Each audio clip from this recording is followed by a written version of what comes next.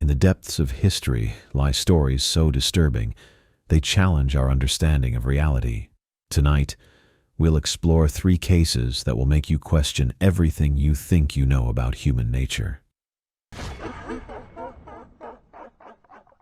Deep in the German countryside of 1922, a story began that would become one of history's most chilling unsolved mysteries. The Bavarian countryside, in the early 1920s, was a landscape of profound isolation. Rolling hills of dense forest met narrow farmlands, where small homesteads stood like islands amid an ocean of darkness. The Gruber farm sat at the edge of this wilderness, a solitary structure that seemed to breathe with an ancient, malevolent energy. Andreas Gruber was a man haunted long before his death. In the weeks leading to that fateful March evening, he spoke of impossible things to neighbors who would later testify, with trembling voices. Footprints in the fresh snow that approached the farmhouse, but never seemed to leave. Strange sounds echoing from the attic, soft, deliberate movements that suggested something more than mere mice or wind. Household items would be subtly displaced. A chair moved inches from its original position. A photograph turned slightly askew. Keys would vanish, only to reappear in unexpected locations. And always, that suffocating sensation of being observed, of something watching, waiting, calculating. On the night of March 31st, 1922, something or someone crept into the Gruber farmhouse with methodical precision. Using a mattock retrieved from the barn, the killer systematically murdered 6 souls. Andreas and his wife Cecilia, their daughter Victoria, Victoria's 2 young children, and the family's longtime maid, Maria Baumgartner. Most chilling of all were the forensic details that would emerge in the subsequent investigation. Evidence strongly suggested that the killer had been living within the farmhouse for days, perhaps even weeks, before the murders. Eating from their pantry, sleeping in hidden spaces, observing every minute detail of their lives. The bodies were discovered days later, carefully arranged in the barn, a tableau of horror that would haunt Bavarian investigators for generations. The murderer was never identified, never caught. The farm stood as a silent testament to an unspeakable crime.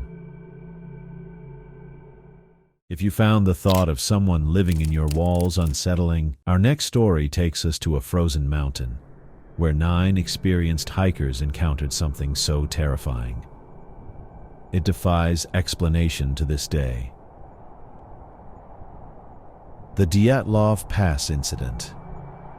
The Ural Mountains have always been a realm of mystery, where ancient geological formations create landscapes that seem to exist between our world and something else. In late January 1959, 9 experienced Soviet hikers would discover the true meaning of terror in these unforgiving mountains.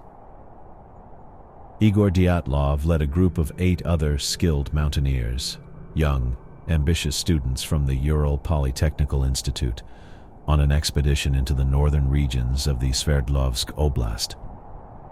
They were experienced winter travelers, each one physically fit, mentally sharp, and equipped with professional-grade gear. Their goal? To reach Otorten Mountain, a challenging trek that would test their considerable skills. On the night of February 1st, something inexplicable occurred. The experienced hikers, who had survived countless harsh winters and treacherous mountain conditions, suddenly and inexplicably tore open their own tent from the inside. They fled into the sub-zero temperatures, wearing minimal clothing, their actions defying all rational survival instincts. Footprints in the snow told a fragmented story of absolute terror. They walked barefoot, some partially dressed, into a landscape that guaranteed certain death. No signs of external conflict were evident. No indication of an attack or pursuit. Just pure, inexplicable panic. When their bodies were discovered weeks later, the scene defied medical and investigative understanding. Some showed signs of paradoxical undressing, a known but rare symptom of hypothermia, where victims feel inexplicably warm and begin removing clothing. Others bore injuries that were beyond explanation. Crushed ribs, a missing tongue, skull fractures that suggested immense, targeted force. Radiation was detected on their clothing, adding yet another layer of incomprehensible mystery. What force could drive 9 trained survivors to such irrational, self-destructive behavior?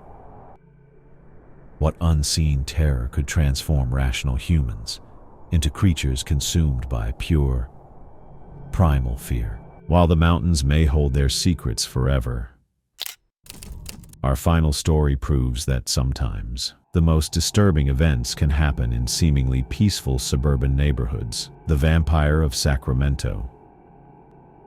Sacramento in the late 1970s appeared on the surface to be a model of suburban tranquility. Neat lawns, carefully maintained houses, the quiet hum of middle-class American life. But beneath this placid exterior lurked Richard Trenton Chase, a predator whose name would become synonymous with unimaginable horror. Chase was not merely a serial killer. He was a manifestation of delusion so profound, so terrifyingly complex, that mental health professionals would study his case for decades. He believed his bloodstream was constantly being poisoned, that only by consuming human blood could he neutralize the toxins attacking his body. His delusions were intricate and bizarrely systematic.